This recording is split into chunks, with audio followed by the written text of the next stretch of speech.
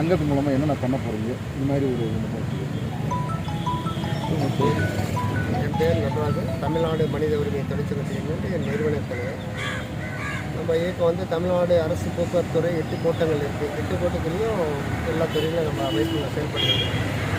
இந்த ஒரு மதுரை கோட்டத்தில் இப்போ போடி நாக்கியானூர் இந்த கிளையில் வந்து நம்ம கிளையில் இப்போ தான் புதுசாக ஓப்பன் பண்ணியிருக்கோம். ஏன்னா பல்வேறு துறையில் போக்குவரத்து துறையில் நிறைய பிரச்சனை போயிட்டுருக்கு. அது எது மாதிரியே நம்ம சங்கம் அரசியல் சார்ந்த ஒரு அமைப்பாக நம்ம தொழிலாளிய குறைபாடு எல்லாம் நேரடியாக அந்த அதிகாரி சந்தித்து அந்த குறைபாடு சரி பண்ணுறதுக்காக நம்ம நீங்கள் செஞ்சிட்ருக்கோம்.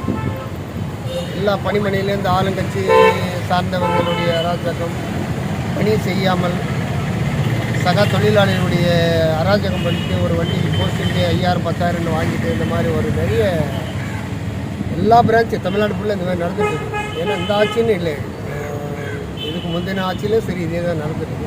அது எல்லாத்துக்கும் ஒரு சரியான ஒரு தீர்வு கிடைக்கணும் தான் நம்ம எழுதிட்டோம்.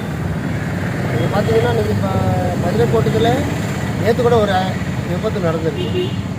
பிரேக் இல்லாமல் ஒரு இதில் போய் கடையில் போய் முட்டு பஸ். இதெல்லாம் காரணம் என்னென்னா அதிகாரியுடைய அழைச்ச போக்கு தான் காரணம்னு சொல்லணும். ஏன்னா மக்கள் சேவை செய்கிற துறையை வந்து சரியாக கண்காணித்தனால தான் இந்த மாதிரி விபத்து நடக்குது. அந்த விபத்து நடக்கிறத தொழிலாளி மேலே கொண்டு போகிறாங்க. அதிகாரி செய்கிற தவறுக்கு தொழிலாளியே பாதிக்கப்படுறதா நான் கருதப்படும். இதுக்கெல்லாம் ஒரு சரியான தீர்வு கிடைக்கிறதா நம்ம இறங்கி தொழிலாளர்களுக்கான மற்ற சங்கங்களோட இணைந்து செயல்படுறதுக்கு வாய்ப்பு இருக்காது. இல்லை, இணைஞ்சு செயல்படுறதுனா இணைஞ்சு செயல்படுறது இந்த துறை இந்த அளவுக்கு இருக்காது. நான் தனித்து என்னுடைய தொழிலாளிக்கான நான் செயல்படுறேன். இணைஞ்சு செயல்படுறதுனா அது ஒத்து வர்ற மாதிரி ஒன்றும் தெரியல. இணைஞ்சு செயல்படுற இந்த அளவுக்கு போயிருக்காது. எல்லாம் எதிர்மறையாக தான் இருக்குது. முழுக்க நான் தொழிலாளிக்காக தான் நான் இறங்கி நம்மளுடைய பிரச்சனை சால்வ் பண்ணணும் தான் நான் இறங்கிட்டு இருக்கோம். அடுத்த 2025 ஒரு பொது தேர்வு எலெக்ஷன் இப்போ மக்களுக்கான ஒரு தொழிலாளிக்கான தேர்வை நடத்தணுன்றதை நான் ஒரு வழக்கு பதிவு போட்டுருக்கோம். ஏன்னா அப்போ தான் இப்போ ஒரு 40-50 சங்கங்களை கொண்டு போய் இந்த தீர்வு கிடைக்கல. பார்த்தீங்கன்னா 95,000 பேர் ஓய்வு பெற்ற தொழிலாளிக்கான இன்னும் வாழ்வாதாரத்தை நிற்கும் போது இன்றைக்கி எம்எல்ஏ எம்பிக்கெல்லாம் ஊதிய உயர்வு கொடுக்குறாங்க, எல்லாத்துக்கும் பண்ணுறாங்க. இந்த போக்குவரத்து தொழிலாளியுடைய நிலைமை பற்றி ரொம்ப மோசமாக இருக்குது. அவங்க உழைச்சி ஊதியத்தை கூட திருப்பி கொடுக்க முடியும். மாதம் அவங்க இந்த எல்ஐசின்னு ஒரு பணத்தை கட்டுறாங்க. அந்த பணத்தை கூட திருப்பி கொடுக்காம, எல்ஐசி கட்டாமல், இன்சூரன்ஸு கட்டாமல் 6 மாதமாக அந்த எல்ஐசி கட்டலை, பணத்தை மட்டும் மாதம் பிடிச்சிக்கிறாங்க. அப்போ என்ன ஆகுது, இவங்களுக்கு அந்த இது கிடைக்காம போயிருமில்ல.